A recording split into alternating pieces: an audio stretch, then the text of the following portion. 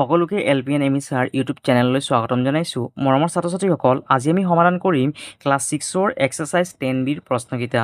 চোৱা, 1 নম্বৰ প্ৰশ্নটো কি কৈছে, state which of the following are equation give reason for your answer. আৰু অসমীয়াত কি কৈছে চোৱা, তলৰ কোনবোৰ সমীকৰণ লিখা তোমাৰ উত্তৰৰ সপক্ষে যুক্তি দিবা। কি কৈছে চোৱা, কৈছে যে তলৰ কোনবোৰ সমীকৰণ, অৰ্থাৎ ইয়াত যে এই প্ৰশ্নকেইটা দি আছে ইয়াৰ পৰা আমি সমীকৰণ কোনটো সেইটো আমি বিচাৰি উলিয়াব লাগে। আৰু এই সমীকৰণটোক ইংৰাজীত ইকুৱেশ্যন বুলি কোৱা হয়।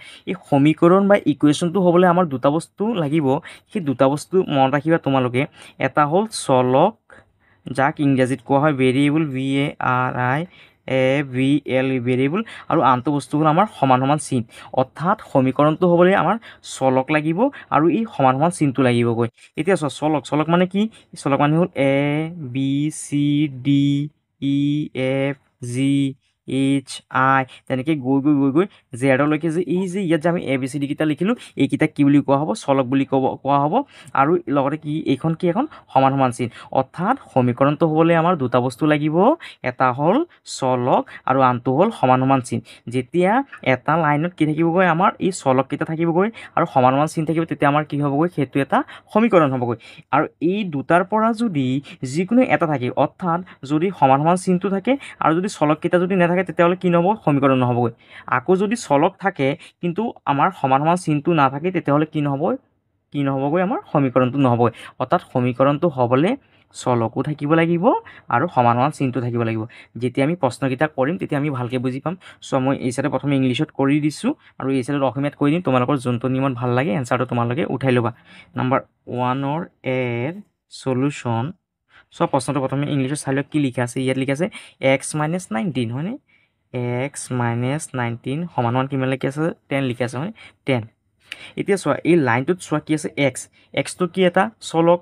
আৰু ইয়াত চোৱা কি আছে? সমান সমান চিনটো আছে। অৰ্থাৎ ইয়াত চলকো আছে আকৌ সমান সমান চিহ্ন আছে। তাৰমানে এইটো কি হ'ব? এটা কি হ'বগৈ? সমীকৰণ হ'বগৈ হয়নে? অৰ্থাৎ ইয়াত লিখা যে ইট ইজ এন ইকুৱেশ্যন। প্ৰথমে ইংলিছত লিখি লোৱা equation. It is an equation. আৰু চোৱা, আমাৰ প্ৰশ্নটো কি কৈছে? তোমাৰ উত্তৰৰ সপক্ষে যুক্তি দিবা। এতিয়া কি কাৰণে এইটো এটা কি হ'ল? সমীকৰণ হ'ল, সেইটো আমি লিখিব লাগিব। কাৰণ because in this equation variable and equal sign is present present। অৰ্থাৎ আমি ইয়াত লিখিলোঁ যে ইট ইজ এন ইকুৱেশ্যন, এইটো এটা সমীকৰণ হয় কাৰণ এই সমীকৰণটোত কি আছে? চলকো আছে আৰু সমান সমান চিহ্ন আছে। সেইকাৰণে কি হ'ব? এইটো এটা সমীকৰণ হ'বগৈ। এতিয়া চোৱা, অসমীয়াত কেনেকৈ লিখিম? নাম্বাৰ 1ৰ এৰ প্ৰশ্নটো লিখি লোৱা চলিউশ্যন কিমান আছিলে চোৱা, x - 19 সমান সমান 10। এতিয়া ইয়াত লিখা যে সমীকৰণ হয়। কি কাৰণ হয় এতিয়া লিখি দিয়া? কাৰণ উক্ত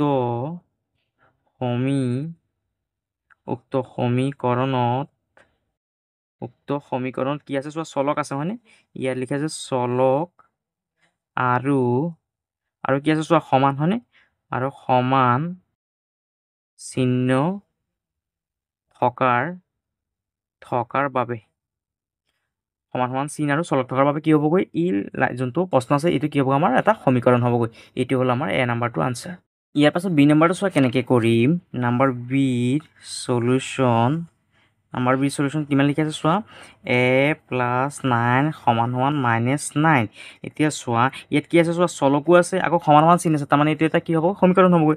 এতিয়া ইয়াত লিখি দিয়া যে ইট ইজ এন ইকুৱেশ্যন। কাৰণ বিকজ in this equation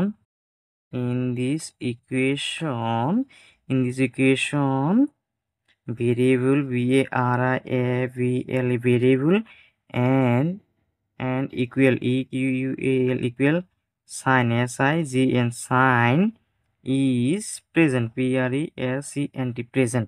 এতিয়া অসমীয়াত কৰা নাম্বাৰ বিৰ চলিউশ্যন। প্ৰথমে প্ৰশ্নটো লিখি লোৱা a + 9 সমান সমান -9। যিহেতু চোৱা, চলকো আছে সমান সমান চিহ্ন আছে, তাৰমানে কি হ'ব? এইটো এটা সমীকৰণ হ'ব। অৰ্থাৎ ইয়াত লিখা আছে সমীকৰণ হয় কাৰণ উক্ত সমীকৰণত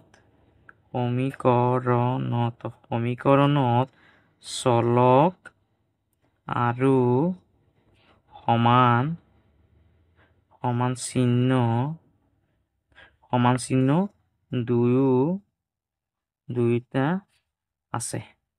দুয়োটাই আছে এইটো হ'ল আমাৰ বি নাম্বাৰটোৰ আনচাৰ।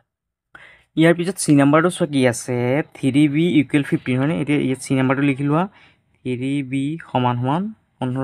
এতিয়া চোৱা চলিউশ্যনটো কেনেকৈ কৰিম চলিউশ্যন ইয়াত চোৱা কি লিখা আছে ইয়াত এইটো লিখি লোৱা আকৌ প্ৰশ্নটো 3b = 15। ইয়াত চোৱা চলকো আছে সমানো আছে হয়নে। তাৰমানে কি হ'ব এইটো এটা সমীকৰণ হ'ব হয়নে। ইয়াত লিখি দিয়া যে ইট ইজ এন ইকুৱেশ্যন কাৰণ বিকজ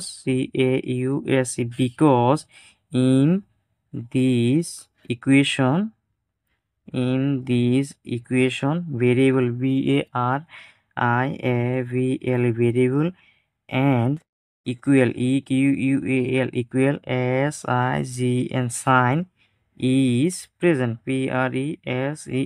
present এইটো এটা ইকুৱেশ্যন হ'ব কাৰণ ইয়াত কি আছে চলকো আছে আৰু কি আছে সমান চিনটো আছে। এতিয়া অসমীয়াত চোৱা কেনেকৈ কৰিম নাম্বাৰ বিৰ চলিউশ্যন প্ৰথমে ইয়াত লিখি দিয়া যে 3b প্ৰশ্নটো 3b = 15।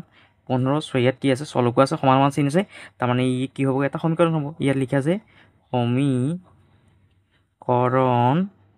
সমীকৰণ হয় কাৰণ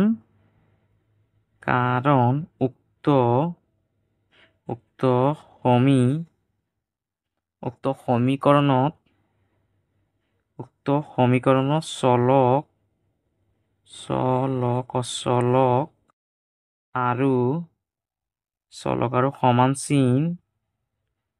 আৰু সমান চিহ্ন দুয়োটাই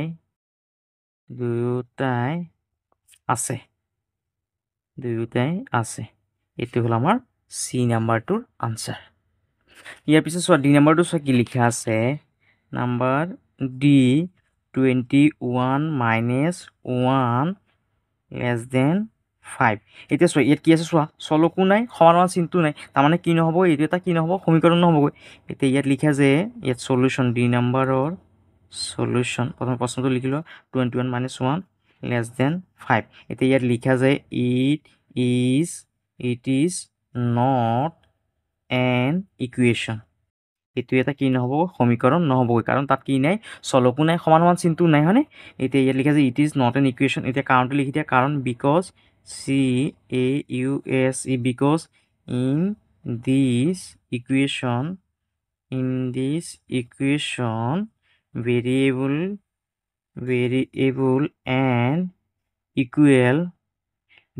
এণ্ড ইকুৱেল চাইন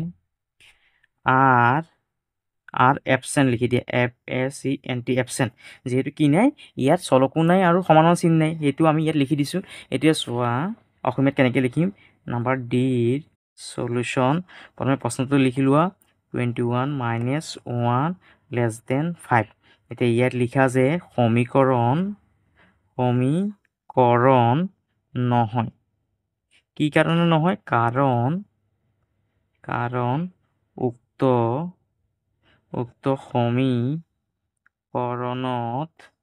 উক্ত সমীকৰণত চলক আৰু সমান চিহ্ন দুয়োটাই নাই এটাও নাই যিহেতু হয়নে যিহেতু চলকো নাই সমান চিহ্নটো নাই সেইকাৰণে আমি এইটো লিখি দিছোঁ যে কি সমীকৰণত চলক আৰু সমান চিহ্ন দুয়োটা নাই সেইকাৰণে কি নহ'বগৈ এই লাইনটো কি নহ'বগৈ এটা সমীকৰণ নহ'বগৈ।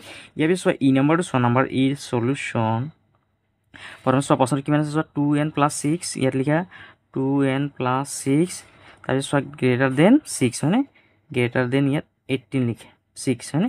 এতিয়া চোৱা কেনেকৈ কৰিম এতিয়া ইয়াত লিখা যে এইটো চোৱা ইয়াত কি আছে চোৱা এটা কি আছে চলক আছে কিন্তু যিহেতু সমানটো নাই তাৰমানে কি নহ'ব এইটো এটা সমীকৰণ নহ'বগৈ। এতিয়া ইয়াত লিখা যে it is not an equation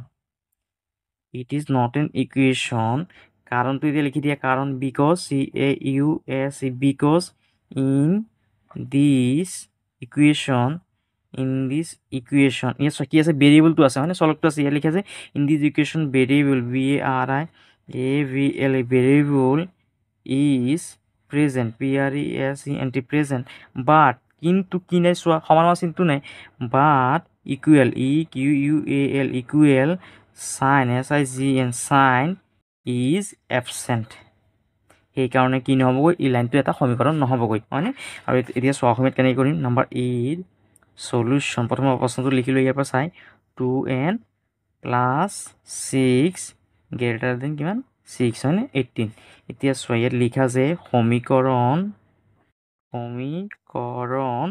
নহয় কাৰণ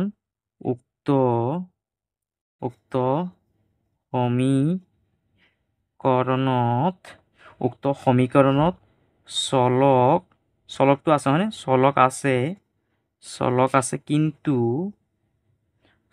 আছে কিন্তু কি নাই চোৱা সমান চিনটো নাই চলক আছে কিন্তু সমান চিহ্ন নাই সেয়েহে সমীকৰণ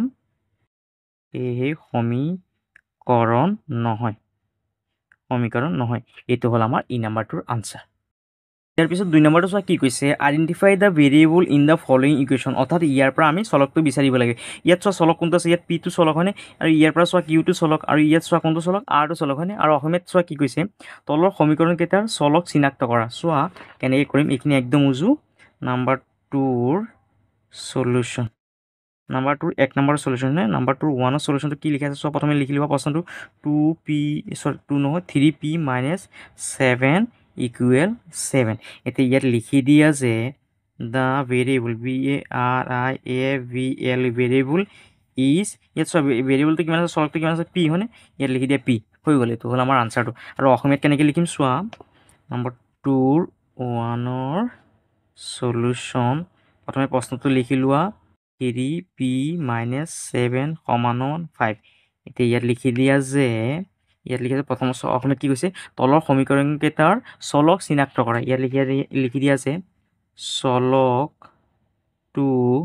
চলকটো হ'ল সমান কিমান পি হয়নে পি এইটো হ'ল আমাৰ আনচাৰটো তাৰপিছত 2 নম্বৰটো কি লিখা আছে নাম্বাৰ 2ৰ ইয়াত সলিউশ্যন বুলি লিখি লোৱা নাম্বাৰ 2 সলিউশ্যন কিমান আছে চোৱা প্ৰশ্নটো 5q তলত আছে কিমান 3 = 8 এতিয়া চোৱা ইয়াৰ পৰা ইয়াৰ চলক কোনটো আছে চোৱা চলক হ'ল কিউটো হয়নে এতিয়া ইয়াত লিখি দিয়া যে the variable VARIAVL variable is Q আৰু অসমীয়াত হ'ব নাম্বাৰ 2ৰ সলিউশ্যন প্ৰথমে প্ৰশ্নটো লিখি লোৱা 5q তলত আছে 3 = 8 ইয়াত লিখি দিয়া যে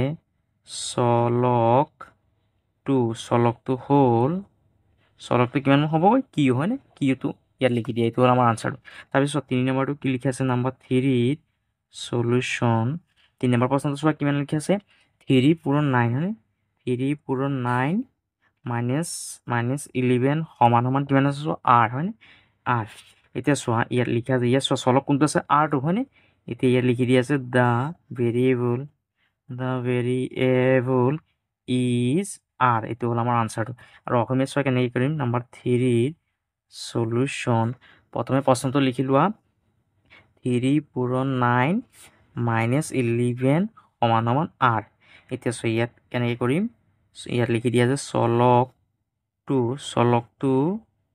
হ'ল সমান r এইটো হ'ল আমাৰ 3 নম্বৰটোৰ আনচাৰ ইয়াৰ পিছত 3 নম্বৰটো চোৱা কি লিখা আছে চুজ দ্য কাৰেক্ট আনচাৰ অৰ্থাৎ শুদ্ধ উত্তৰটো আমি ইয়াৰ পৰা বিচাৰি উলিয়াব লাগে চ' 1 নম্বৰটো কি লিখা আছে value of m in the equation m + 4 = 7 is অৰ্থাৎ এই এমৰ মানটো আমি ইয়াৰ পৰা বিচাৰি উলিয়াব লাগে আৰু অসমীয়াত কি কৈছে চোৱা শুদ্ধ উত্তৰটো বাছি উলিওৱা m + 4 = 7 সমীকৰণৰ এমৰ মান অৰ্থাৎ ইয়াত যে এমটো দি আছে এমৰ মানটো কোনটো হ'ব ইয়াৰ পৰা আমি বিচাৰি উলিয়াব লাগে চোৱা কেনেকৈ কৰিম নাম্বাৰ 3ৰ সলিউশ্যন নাম্বাৰ 1 হয় 3ৰ 1ৰ সলিউশ্যন কিমান লিখা আছে চোৱা ইকুৱেশ্যনটো সমীকৰণটো লিখা আছে m + 4 = 7 এতিয়া চোৱা এইটো আমি কেনেকৈ সমাধান কৰিম এই এমৰ ঠাইত এমটো ৰাখি দিয়া সমান এই 7টো লিখি দিয়া আৰু এই চাইটো কি কৰা এই সমান এইটো চাইডে পাৰ কৰি দিয়া এইটো চাইডে পাৰ কৰিলে কি হ'ব ইয়াত যোগ আছে নহয় এইটো এই চাইডে পাৰ কৰিলে সমান এইটো চাইডে পাৰ কৰিলে কি হৈ যাব যোগ থাকিলে এইটো কি হৈ যায় বিয়োগ হৈ যায় এতিয়া চোৱা এম সমান সমান কিমান হ'ব চোৱা 7ৰ পৰা 4টো গ'লে কিমান 3 হয়নে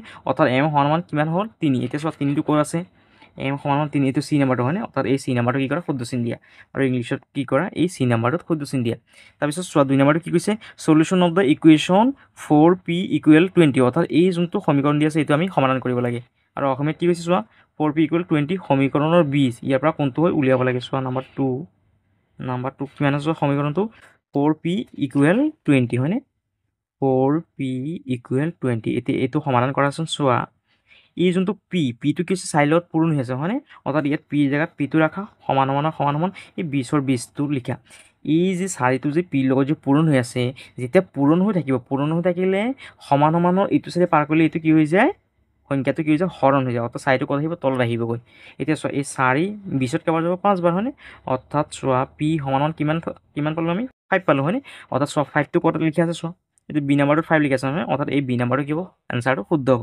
আৰু ইয়াতে কি কৰে এই বি নাম্বাৰৰ শুদ্ধ চিন দি দিয়া এইটো হ'ল আমাৰ আনচাৰ ইয়াৰ পিছত 4 নাম্বাৰটো চোৱা কি লিখা আছে কমপ্লিট দ্য ফলোইং টেবল অৰ্থাৎ এই যে টেবুলখন ইয়াত দি আছে এইখন আমি ভৰাব লাগে খালি ঠাইখিনি পূৰ কৰিব লাগে আৰু অসমীয়াত কি কৈছে চোৱা তালিকাখন পূৰ কৰা অৰ্থাৎ এই তালিকাখন আমি পূৰ কৰিব লাগে চোৱা কেনেকৈ কৰিম ইয়াত চোৱা এক্স সমান সমান মানটো দি আছে ইয়াত এক্সৰ মান 0 ইয়াত 1 দি আছে ইয়াত 2 দি আছে ইয়াত 3 4 5 6 7 তেনেকৈ এক্সৰ মানটো দি আছে আৰু এই যোনটো সমীকৰণ আছে এই সমীকৰণত আমি এক্সৰ মানটো বহাই পেলাই আমি এইটো সমাধান কৰিব লাগিব চোৱা কেনেকৈ কৰিম এতিয়া চোৱা এই ঘৰটোত এক্সৰ মানটো 0 দি আছে হয়নে ইয়াত এতিয়া প্ৰথমে এইটো লিখি লোৱা 2x + 3 চোৱা এক্সৰ মানটো কিমান দি আছে এক্স সমান 0 বুলি দি আছে হয়নে এতিয়া এই এক্সৰ ঠাইত 0টো বহাই দিয়াচোন 2 লিখা এক্সৰ ঠাইত 0 বহাই দিয়া যোগৰ যোগ লিখা 3 লিখা এতিয়া চোৱা এই 0ৰ লগত 2টো পূৰণ কৰা 0ৰ লগত 2 পূৰণ কৰিলে কিমান হ'ব 0 অৰ্থাৎ 0ৰ লগত যদি আমি 1 লাখো পূৰণ কৰোঁ কিমান পাম 0ই পাম 0ৰ লগত যি সংখ্যা পূৰণ কৰোঁ আমি কি পাম 0 পাম যোগৰ যোগ লিখা 3 লিখা এতিয়া 3ৰ লগত যদি 0টো যোগ কৰি কিমান হ'ব 3 হ'ব অৰ্থাৎ এই ঘৰটোত আমি কিমান লিখিম 3 লিখিম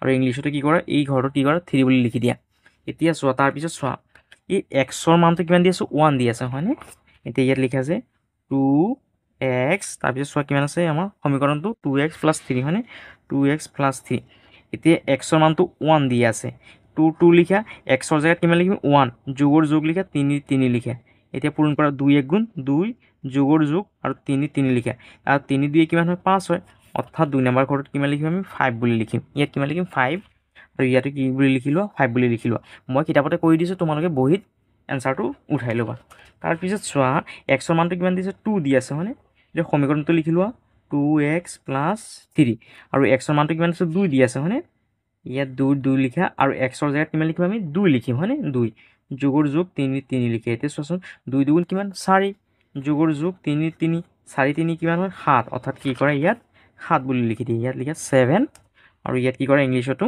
7 বুলি লিখি দিয়ে তাৰপিছত চোৱা এক্সৰ মানটো কিমান বহাইছে 3 বহাইছে হয়নে অৰ্থাৎ 2x + 3 এক্সৰ মানটো কিমান আছে চোৱা এক্সৰ মানটো 3 হয়নে এই এক্সৰ ঠাইত আমি কিমান লিখিম 3 2 লিখা এক্সৰ জেগাত 3 লিখা যোগৰ যোগ 3টো লিখা 3 × 2 = 6 যোগ ইয়াত কিমান আছে 3 হয়নে 6 × 3 কিমান 9 অৰ্থাৎ এই ঘৰটোত কিমান হ'ব 9 হ'বগৈ এই 3 ঠাইত কি কৰা এই তলত 9টো লিখি দিয়া তাৰপিছত আকৌ চোৱা এক্সৰ মানটো কিমান 4 হয়নে 4 এতিয়া এক্সৰ মানটো 4 বহাই চোৱাচোন কিমান হয় 2x + 3 2x সমান কিমান 4 লিখিম হয়নে যিহেতু x সমান 4টো দি আছে 4 লিখিলোঁ যোগৰ যোগ 3 এতিয়া চোৱা কিমান 4 × 2 = 8 যোগ 3 8 আৰু 3 কিমান হয় 11 হয়নে অৰ্থাৎ ইয়াত কি কৰা 11 বুলি লিখি দিয়া আৰু ইয়াত ইংলিছতো কি লিখা 11 বুলি লিখা এতিয়া চোৱা ইয়াত কিমান আছে এক্সৰ মানটো 5 বুলি লিখা আছে হয়নে এতিয়া 5 বহাই পেলাই কৰাচোন 2x যোগ 3ৰ লগত কি কৰা এক্সৰ মানটো 5 বহাই পেলাই কৰা 2 লিখা 5ৰ 5 যোগৰ যোগ 3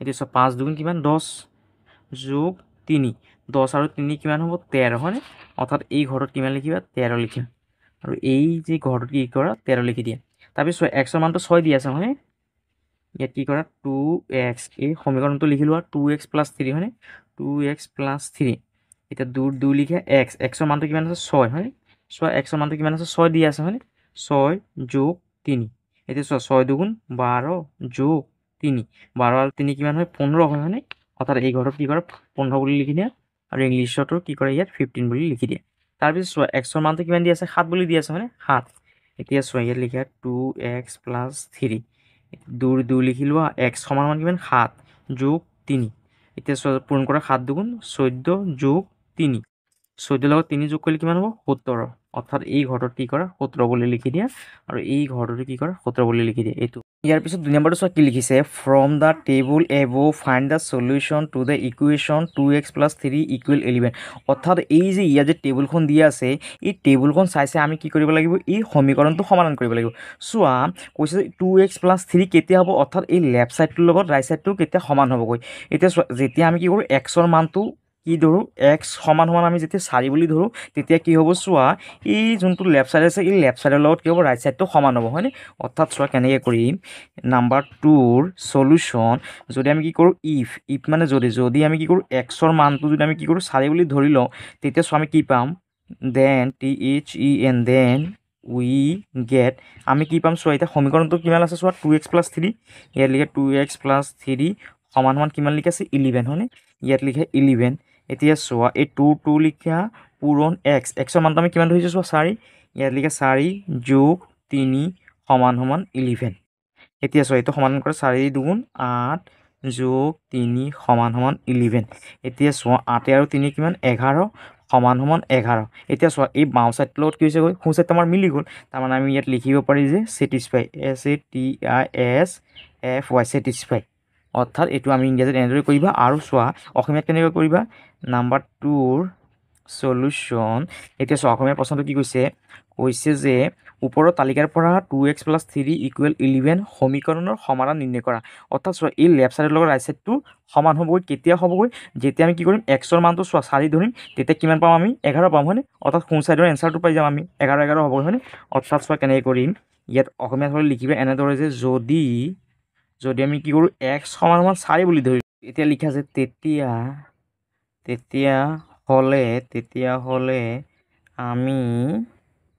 তেতিয়াহ'লে আমি পাম, আমি কি পাম চোৱা এতিয়া সমীকৰণটো লিখে কিমান আছে চোৱা 2x + 3 = 11।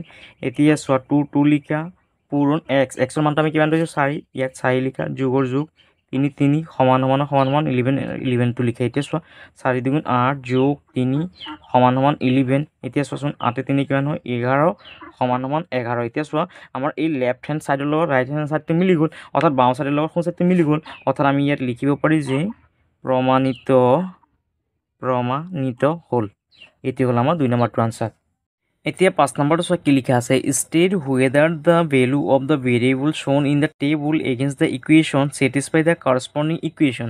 আৰু অসমীয়াত কি কৈছে চোৱা, তালিকাত থকা চলকৰ নিৰ্দিষ্ট মানৰ বাবে সমীকৰণবোৰ সিদ্ধ হয় বা নহয় লিখা। অৰ্থাৎ চোৱা ইয়াত চোৱা কি আছে, এটা সমীকৰণটো দিয়া আছে আৰু ইয়াত কি কৈছে চলকৰ মানটো দিয়া আছে, হয়নে।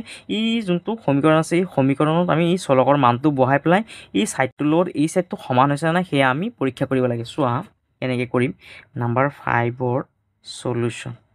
চ' প্ৰথমে ইয়াত সমীকৰণটো কিমান আছে l + 9, হয়নে, l + 9 = কিমান লাগি আছে চোৱা 101। এতিয়া চোৱা এলৰ মানটো দিয়া আছে হয়নে 92।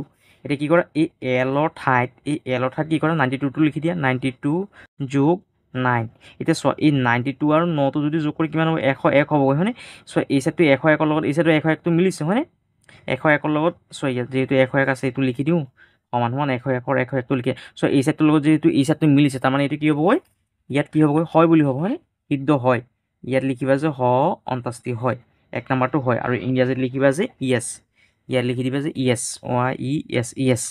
যিহেতু চোৱা আমাৰ কি হৈছেগৈ এই ছাইডটোৰ লগত এই ছাইডটো মিলি গ'ল, হয়নে। চোৱা ইয়াতো 101 পাইছোঁ, ইয়াতো 101 পাইছোঁ, তাৰমানে কি হ'বগৈ এইটো ইয়েছ হ'বগৈ। তাৰপিছত 2 নম্বৰটো চোৱা কি আছে m - 9 = 12। এতিয়া চোৱা m সমান কিমান দি আছে চোৱা 15 দি আছে, হয়নে। এই এমৰ ঠাইত 15 বুলি লিখে, বিয়োগৰ বিয়োগ 9ৰ 9 লিখা = 12টো লিখি দিবা। এতিয়া চোৱা এই 15ৰ পৰা যদি 9টো যায় কিমান হ'ব 6 হ'বগৈ, = ইয়াত কি আছে 12, হয়নে। চোৱা এই ছাইডে পালোঁ 6, এই ছাইডে আছে 12, তাৰমানে এইটো কিছু মিলা নাই, হয়নে, মিলা নাই, তাৰমানে এইটো কি নহ'বগৈ হ'বগৈ। 2 নম্বৰটো হ'ব ন, আৰু অসমীয়াত হ'ব নহয়। 2 নম্বৰটোত হ'ব নহয়, 2 নম্বৰটো নহয় বুলি লিখি দিয়ে। তাৰপিছত চোৱা 3 নম্বৰটো কি লিখি আছে 2p = 18, হয়নে। ইয়াত লিখা আছে 2p = কিমান 18 লিখা আছে, হয়নে, 2p = 18। এতিয়া চোৱা p মানটো কিমান আছে 3 লিখা আছে, এতিয়া 2 লিখি লোৱা, p = কিমান লিখা আছে চোৱা 3 লিখা আছে, ইয়াত 3 লিখা = ইয়াত 18 লিখা। এতিয়া চোৱা ইয়াত 3 × 2 = কিমান 6 = ইয়াত আছে কিমান 18। এতিয়া চোৱা এই ছাইডত পালোঁ 6, এই ছাইডত পালোঁ 18, তাৰমানে এইটো যিহেতু মিলা নাই, তাৰমানে এইটো কি হ'বগৈ নহয় হ'বগৈ। 3 নম্বৰটো হ'ব নহয়। আৰু ইংলিছত লিখি দিয়া নো বুলি লিখি দিয়া 3 নম্বৰটো নো এতিয়া 4 নম্বৰটো চোৱা কি লিখা আছে h - 7 হয়নে ইয়াত লিখা আছে h - 7 সমান সমান কিমান লিখি আছে চোৱা 0 ইয়াত লিখা 0 এতিয়া চোৱা h সমান সমান কিমান দি আছে চোৱাচোন h সমান সমান কিমান দি আছে 4 দি আছে হয়নে ইয়াত লিখা 4 - 7 সমান সমান 0 এতিয়া চোৱা -7 পৰা 4 গ'লে কিমান হ'ব -3 হ'বগৈ সমান সমান 0 চ' এই চাইডে পালোঁ -3 এই চাইডে পালোঁ 0 তাৰমানে যিহেতু মিলা নাই তাৰমানে এইটো কি হ'বগৈ নো বুলি লিখি দিয়া এইটো লিখা নো আৰু অসমীয়াত হ'বগৈ নহয় তাৰপিছত চোৱা এইটো চোৱা 3a সমান সমান এই চাইডত লিখা 3a সমান সমান কিমান আছে চোৱা 2a + 2 2a + 2 আৰু চোৱা এতিয়া আমাৰ এৰ মানটো দিয়া আছে এৰ মানটো কিমান 1 দি আছে হয়নে এতিয়া এই 3 লিখি লোৱা আৰু এৰ মানটো 1 আছে নহয় 1 লিখা সমান সমান লিখা 2 লিখা এ সমান সমান কিমান হ'ব 1 যোগ 2 লিখা এতিয়া এইটো সমান কৰা 3 × 3 সমান সমান 2 × 2 ইয়াত পালোঁ 2 × 2 আৰু ইয়াত আছে 2 2 দি কিমান 4 এই ইয়াত পালোঁ 3 ইয়াত পালোঁ 4 তাৰমানে এইটো সমান হোৱা নাই তাৰমানে এইটো কি হ'ব নহয় হ'বগৈ ইয়াত লিখি দিয়া যে অসমীয়াত হ'লে লিখা নহয় আৰু ইংলিছত লিখি দিয়া নো বুলি এইটো হ'ল আমাৰ আনচাৰ ইয়াৰ পিছত চোৱা কি আছে b + 4 সমান সমান 1 হয়নে ইয়াত এইটো কৰি চোৱাচোন b + 4 সমান সমান 1 b + 4 সমান সমান 1 আৰু b ৰ মানটো কিমান আছে -3 হয়নে b ৰ মানটো দিছে -3 ইয়াত লিখাচোন b ৰ মানটো লিখা -3 যোগ 4 সমান সমান 1 এতিয়া চোৱা 4 পৰা 3 গ'লে কিমান 1 সমান সমান 1 যেহেতু ইয়াতো 1 আছে ইয়াতো 1 আছে তাৰমানে কি হৈছে মিলিছে তাৰমানে এইটো কি হ'বগৈ এইটো লিখা ইয়েছ এইটো লিখি দিয়া ইয়েছ আৰু অসমীয়াত লিখি দিয়া যে হয় অসমীয়াত লিখা হয় তাৰপিছত চোৱা 5 নম্বৰটো কি আছে 3q + 4 হয়নে এইটো সমান কৰি দিয়াচোন 3q + 4 আৰু কি আছে চোৱা সমান সমান 7 হয়নে আৰু কিউৰ মানটো কিমান দি আছে 2 দি আছে হয়নে এতিয়া ইয়াত লিখা আছে 3 লিখা কিউৰ মানটো দি আছিলে কিমান চোৱা 2 ইয়াত লিখা 2 + 4 সমান সমান 7 এতিয়া চোৱা ইয়াত 3 × 2 = 6 যোগ 4 সমান সমান 7 এতিয়া চোৱা 6 4 কিমান হ'ব 10 হ'বগৈ 10 সমান সমান 7 ইয়াত পাইছে 10 ইয়াত পাইছে 7 তাৰমানে যিহেতু মিলা নাই তাৰমানে ইয়াত লিখি দিয়া যে নো আৰু অসমীয়াত লিখি দিয়া যে নহয় এইটোৱে হ'ল আমাৰ আনচাৰ ইয়াৰ পাছত 6 নম্বৰটো চোৱা কি লিখা আছে solve the following equation by trial and error method আৰু অসমীয়াত কি কৈছে চোৱা তলৰ সমীকৰণবোৰ প্ৰচেষ্টা আৰু ভুল শুধৰোৱা পদ্ধতি ব্যৱহাৰ কৰি সমাধান কৰা চোৱা কেনেকৈ কৰিম নাম্বাৰ 6ৰ 1ৰ সলিউশ্যন চ' প্ৰথমে প্ৰশ্নটো কিমান আছে সেইটো লিখি লোৱা অৰ্থাৎ সমীকৰণটো কিমান আছে লিখি লোৱা 2r + 1 সমান সমান 7 এতিয়া চোৱা যেতিয়া আমাক কি কৰিব দিব ই প্ৰচেষ্টা আৰু ভুল শুধৰোৱা পদ্ধতিত কৰিব দিব তেতিয়া আমি কি কৰিব লাগিব ই যোনটো চলক আছে চলকৰ মানটো সদায় 1ৰ পৰা ধৰি পেলাই কৰিব লাগিব অৰ্থাৎ r সমান সমান যদি আমি 1 বুলি ধৰি লওঁ তেতিয়াহ'লে চোৱা এতিয়া সমীকৰণটো লিখা কিমান 2r + 1 সমান সমান 7 এতিয়া চোৱা এই 2 লিখা পূৰণ rটো আমি কিমান ধৰিছোঁ চোৱা চলকটো কিমান ধৰিছোঁ 1 অৰ্থাৎ rৰ ঠাইত কিমান লিখা 1 লিখা যোগৰ যোগ লিখা 1ৰ 1 সমান সমান 7ৰ 7টো লিখা এতিয়া চোৱা ইয়াত পূৰণ কৰা 2 × 2 যোগ 1 সমান সমান 7 এতিয়া চোৱা এই 2ৰ লগত 1টো কি কৰা যোগ কৰা 2 × 1 কিমান 3 সমান সমান 7 এতিয়া চোৱা এই চাইডত পাইছিলোঁ আমি কি বাঁ চাইডটোত পাইছোঁ আমি 3 আৰু সোঁ চাইডটো পালোঁ আমি 7 অৰ্থাৎ যিহেতু মিলা নাই ইয়াত কি কৰা এনেকৈ সমান সমানটো কাটি দিয়া অৰ্থাৎ ইয়াত আমি লিখিব পাৰি অসমীয়াত হ'লে এনেকৈ লিখিবা যে বাওঁ পক্ষৰ লগত আমাৰ সোঁ পক্ষটো মিলা নাই আৰু যদি ইংলিছত লিখা তেতিয়াহ'লে লিখিবা যে লেফ্ট হেণ্ড ছাইডৰ লগত আমাৰ ৰাইট হেণ্ড ছাইডটো কি হৈছে মিলা নাই এতিয়া চোৱা r সমান সমান আমি 1 বুলি ধৰিছোঁ এতিয়া চোৱা r সমান সমান 2 বুলি ধৰি লোৱা এতিয়া সমীকৰণটো লিখা 2r + 1 সমান সমান 7 এতিয়া চোৱা 2 লিখা পূৰণ r সমান সমান আমি কিমান ধৰিছোঁ 2 ইয়াত 2 লিখা যোগৰ যোগ লিখা 1ৰ 1 লিখা সমান সমান 7 লিখি দিয়া এতিয়া চোৱা ইয়াত পূৰণ কৰা 2 × 2 = 4 যোগ 1 সমান সমান 7 এতিয়া চোৱা কিমান 4 × 1 = 5 তাৰপিছত সমান সমান 7ৰ 7 এতিয়া চোৱা ইয়াত পাইছোঁ 5 ইয়াত পাইছোঁ 7 অৰ্থাৎ বাওঁ চাইডে পাইছোঁ আমি 5 আৰু সোঁ চাইডে পাইছোঁ 7 যিহেতু মিলা নাই ইয়াত কি কৰা সমান সমানডাল কাটি দিয়া আৰু অসমীয়াত হ'লে লিখিবা যে বাওঁ পক্ষৰ লগত আমাৰ কি হৈছে সোঁ পক্ষটো কি হৈছে মিলা নাই সোঁ পক্ষটো মিলা নাই আৰু ইংলিছত লিখিবা যে লেফ্ট হেণ্ড ছাইডৰ লগত আমাৰ ৰাইট হেণ্ড ছাইডটো কি হৈছে মিলা নাই এতিয়া চোৱা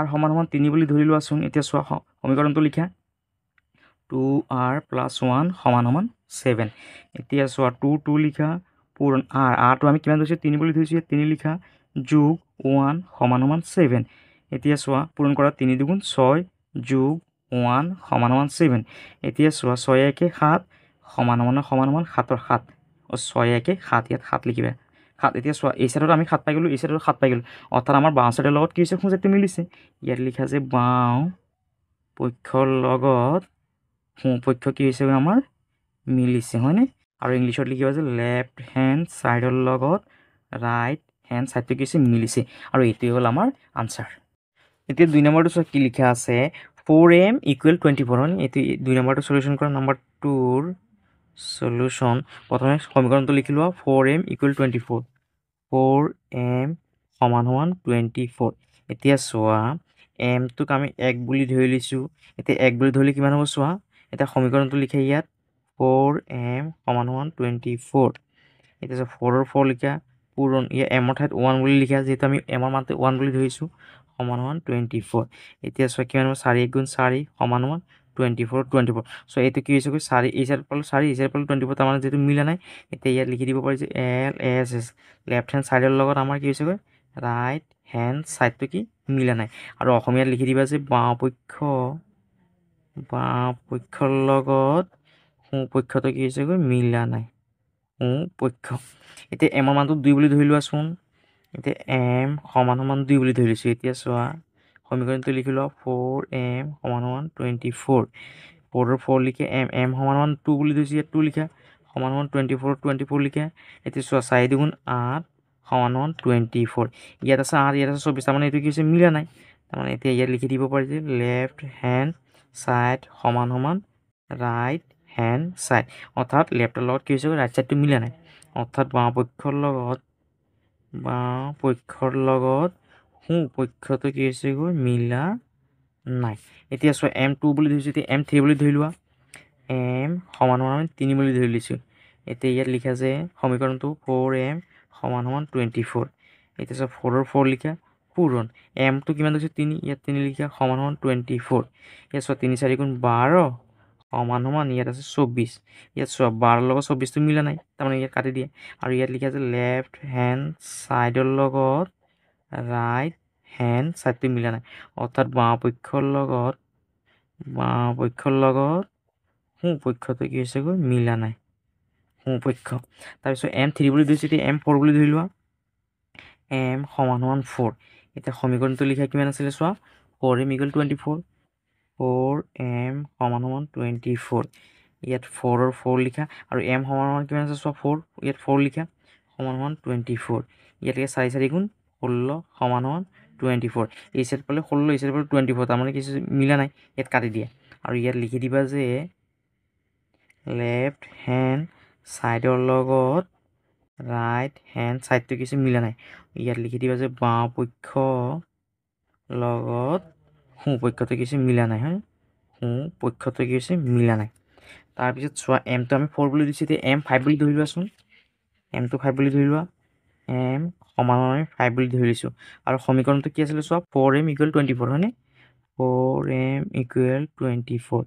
এতিয়া চোৱা 4ৰ 4 লিখা পূৰণ m = 5 ইয়াত 5 লিখা = 24 24 লিখা এতিয়া চোৱা ইয়াত 4 5 × 20 = 24 এই সাইডে পালো 20 এই সাইডে পালো 24 তাৰমানে যেটো মিলা নাই ইয়াত কাটি দিয়া অৰ্থাৎ আমি ইয়াত লিখিব পাৰি যে লেফ্ট হেণ্ড সাইডৰ লগত ৰাইট হেণ্ড সাইডটো কি মিলা নাই ইয়াত কাটি দিয়া আৰু অসমীয়াত লিখিবা যে বাওঁ পক্ষৰ লগত সোঁ পক্ষটো কি হৈছে মিলা নাই সোঁ পক্ষ এতিয়া চোৱা m5 বুলি দিছোঁ এতিয়া m6 বুলি ধৰি লোৱা m = 6 বুলি ধৰি লোৱা আৰু সমীকৰণটো কি আছিলে 4m = 24 এতিয়া 4ৰ 4 লিখা আৰু m টো কিমান ধৰিছোঁ 6 বুলি ধৰিছোঁ ইয়াত 6 বুলি লিখা = 24 এতিয়া চোৱা 4 6 কিমান 24 সমান এই সাইডৰ কিমান আছে 24 চোৱা ইয়াতো 24 আছে ইয়াতো 24 আছে তাৰমানে মিলিছে তাৰমানে ইয়াত লিখিব পাৰি যে লেফ্ট হেণ্ড সাইডৰ লগত কি হৈছে এতিয়া ৰাইট হেণ্ড সাইডটো কি হৈছে মিলিছে আৰু ইয়াত অসমীয়াত লিখিবা যে বাওঁ পক্ষ = সোঁ পক্ষ এইটো হ'ল আমাৰ আনসাৰ ইয়াৰ পিছত 7 নম্বৰটো চোৱা কি কৈছে, state the following statement in equation, আৰু 1 নম্বৰটো কি লিখি আছে চোৱা, when ₹10 is subtract from the cost of ₹3 kg of rice ₹80 is left. আৰু অসমীয়াত কি কৈছে চোৱা, 3 কিলোগ্ৰাম চাউলৰ মূল্যৰ লগত 10 টকা বিয়োগ কৰিলে 80 টকা পোৱা গ'ল। কৈছে 3 কিলোগ্ৰাম চাউলৰ মূল্যৰ লগত 10 টকা বিয়োগ। প্ৰথমে আমি 1 কিলো চাউলৰ কি কৰিব লাগিব, মূল্যটো প্ৰথমে ধৰি ল'ব লাগিব। চোৱা কেনেকৈ কৰিম। নাম্বাৰ 7ৰ 1ৰ চলিউশ্যন চোৱা, প্ৰথমে আমি ইংলিছত কৰি লওঁ। ইয়াত ধৰি লোৱা যে let 1 kilogram KIL KILOGRAM kilogram of rice, অৰ্থাৎ প্ৰথমে আমি 1 কেজি চাউলৰ দামটো প্ৰথমে ধৰি লৈছোঁ যে কিমান ₹X বুলি। প্ৰথমে আমি কি কৰিলোঁ, 1 কেজি চাউলৰ মূল্যটো X বুলি ধৰি লৈছোঁ। এতিয়া চোৱা প্ৰশ্নমতে কি কৈছে চোৱা, according to question ACCORDING according to questions QUESTIONS questions, according to কুৱেশ্যনটো কি কৈছে চোৱা, কৈছে when ₹10 is subtract from the cost of ₹3 kg, অৰ্থাৎ 3 কেজি চাউলৰ পৰা কি কৈছে 10 টকা বিয়োগ কৰাৰ পিছত কিমান টকা আছে, 80 টকা আছে। অৰ্থাৎ চোৱা 3 কেজি চাউল হয়নে, যিহেতু আমি কি কৰিছোঁ 1 কেজি চাউল কি বুলি ধৰিছোঁ, আমি X বুলি ধৰিছোঁ। 1 কেজি চাউল যদি X হয়, 3 কেজি কিমান হ'ব, 3X হ'বগৈ হয়নে। 3 কেজি চাউলৰ দাম কিমান হ'ব, 3X হ'বগৈ। এই 3Xৰ পৰা কি কৰিছে 10 এটা কি কৰিছে বিয়োগ কৰিছে, ছাবষ্ট্ৰেক্ট মানে কি বিয়োগ কৰা, কৈছে 3Xৰ পৰা, অৰ্থাৎ 3 কেজি চাউলৰ পৰা যদি 10 বিয়োগ কৰি কিমান থাকে বুলি কৈছে চোৱা, 80 টকা বাকী থাকে। অৰ্থাৎ সমান সমান কিমান বুলি লিখিবা, 80 বুলি লিখিবা। এইটোৱে হ'ল আমাৰ সমীকৰণটো। আৰু অসমীয়াত চোৱা কেনেকৈ কৰিম। নাম্বাৰ 7ৰ 1ৰ চলিউশ্যন, প্ৰথমে প্ৰশ্নটো পঢ়ি লোৱা। 3 কিলোগ্ৰাম চাউলৰ মূল্যৰ লগত 10 টকা বিয়োগ, 3 কিলো চাউলৰ পৰা কি কৰিছে 10 টকা বিয়োগ কৰাৰ পিছত কিমান আছে চোৱা, 80 টকা আছে। অৰ্থাৎ চোৱা প্ৰথমে ইয়াত কি কৰে, 1 কেজি চাউলৰ মূল্যটো প্ৰথমে ধৰি লোৱা। ধৰা হ'ল 1 কিলোগ্ৰাম 1 কিলোগ্ৰাম চাউলৰ মূল্য 1 কিলোগ্ৰাম চাউলৰ মূল্য কিমান বুলি ধৰিছোঁ আমি, X টকা বুলি ধৰি লৈছোঁ, X টকা। এতিয়া চোৱা প্ৰশ্নমতে কি কৈছে, প্ৰশ্নমতে কি কৈছে চোৱা, 1 কেজি চাউলৰ মূল্যটো X হ'বগৈ, আৰু 3 কেজি চাউলৰ মূল্য কিমান হ'ব, 3X হ'বগৈ হয়নে। 3Xৰ পৰা যদি কি কৰোঁ, আমি যদি 10 এটা যদি বিয়োগ কৰোঁ, তেতিয়া কিমান টকা থাকে বুলি কৈছে, 80 টকা থাকে বুলি কৈছে। এইটোৱেই হ'ল আমাৰ সমীকৰণ। ইয়াৰ পিছত 2 নম্বৰ প্ৰশ্নটো চোৱা কি কৈছে, in a cricket game when 7 runs are added to the run score in 5 overs, অৰ্থাৎ কৈছে যে 5 অভাৰত যিমানখিনি ৰান কৰে তাৰ লগত যদি কি কৰে 7 ৰান যোগ কৰে, তেতিয়াহ'লে চোৱা কিমান হ'বগৈ, দ্য টোটেল ৰান ইজ 39, অৰ্থাৎ 5 অভাৰত যিমানখিনি ৰান কৰিব তাৰ লগত যদি 7টা ৰান যদি যোগ কৰে তেতিয়াহ'লে কিমান হয়গৈ ৰান, মুঠ ৰান কিমান হ'ব 39। কৈছে if the number of run per over is same, অৰ্থাৎ কৈছে প্ৰতি অভাৰত যিমানখিনি ৰান কৰে সেইটো কি সমান, express the above statement in an equation. চোৱা কেনেকৈ কৰিম। নাম্বাৰ 2ৰ চলিউশ্যন চোৱা, প্ৰথমে আমি ইংলিছত কৰি লওঁ। ইয়াত লিখা যে লেট, প্ৰথমে ধৰি লোৱা প্ৰতি অভাৰত ৰান কিমান কৰে, X ৰান কৰে। ইয়াত লিখা যে লেট দ্য, এতিয়া প্ৰশ্নৰ পৰা লিখি দিয়া এইটো, the number, let the number number let the number of runs of runs per over per over is X, অৰ্থাৎ প্ৰতি অভাৰত কিমান ৰান কৰে, X ৰান কৰে। এতিয়া চোৱা প্ৰশ্নমতে কি কৈছে, according ACCORDING according to questions QUESTIONS question. এতিয়া চোৱা প্ৰশ্নমতে কি কৈছে চোৱা, কৈছে প্ৰতি অভাৰত যিমানটো ৰান কৰে, অৰ্থাৎ প্ৰতি অভাৰত কিমান ৰান কৰে, X ৰান কৰে হয়নে। এতিয়া X ৰান কৰে, আৰু কি কৈছে চোৱা, কৈছে যে two the run score in 5 over, আৰু 5 অভাৰত কিমান ৰান কৰিব, 1 অভাৰত যদি কি কৰে X ৰান কৰে, 5 অভাৰত কিমান কৰিব ৰান, 5X হ'বগৈ হয়নে, 5X। আৰু কৈছে এই 5Xৰ লগত চোৱা যদি 7 ৰান কি কৰে, এড মানে যোগ কৰা, সেইকাৰণে কি কৰে এইটোৰ লগত 7 এটা যোগ কৰা, 7 ৰান যোগ কৰিলে কিমান হয় বুলি কৈছে, টোটেল কিমান হ'ব 39। ইয়াত কি কৰা, ইয়াত সমান সমান 39টো লিখি দিয়া, আৰু এইটো হ'ল আমাৰ সমীকৰণটো। এতিয়া চোৱা অসমীয়াত কেনেকৈ কৰিম, প্ৰশ্নটো চাই লোৱা প্ৰথমে। ক্ৰিকেট খেল এখনৰ 5 অভাৰত সংগ্ৰহ কৰা ৰানৰ লগত 7 ৰান যোগ দিলে 39 ৰান হয়। যদি প্ৰতিটো অভাৰত সমান সংখ্যক ৰান কৰা বুলি ধৰিলে তেন্তে পৰিস্থিতিটোক সমীকৰণত প্ৰকাশ কৰা। চোৱা কেনেকৈ কৰিম অসমীয়াত। এতিয়া চোৱা নাম্বাৰ 2ৰ চলিউশ্যন, প্ৰথম ইয়াত ধৰি লোৱা যে ধৰা হ'ল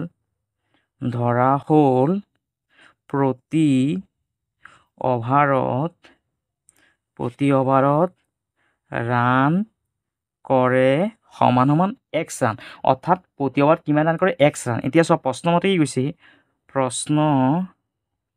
মতে প্ৰশ্নমতে কি কৈছে চোৱা, কৈছে যে ক্ৰিকেট খেল এখনত 5 অভাৰত সংগ্ৰহ কৰা ৰাণ। চোৱা 1 অভাৰত যদি x ৰাণ কৰে 5 অভাৰত কিমান ৰাণ কৰিব 5x কৰিব হয়নে 5x। এতিয়া চোৱা কি কৈছে 5 অভাৰত সংগ্ৰহ কৰা ৰাণৰ লগত 7 ৰাণ যোগ কৰা। এই 5 অভাৰত যিমানখিনি ৰাণ কৰিছে সেইটোৰ লগত কি কৰা 7 এটা যোগ কৰা। 7 যোগ কৰিলে কিমান ৰাণ হ'ব বুলি কৈছে চোৱা 7 ৰাণ যোগ দিলে কিমান হয় 39 ৰাণ হয়। অৰ্থাৎ কি হ'বগৈ ইয়াত 39টো লিখি দিয়ে আৰু এইটো হ'ল আমাৰ নিৰ্ণয় সমাধানটো।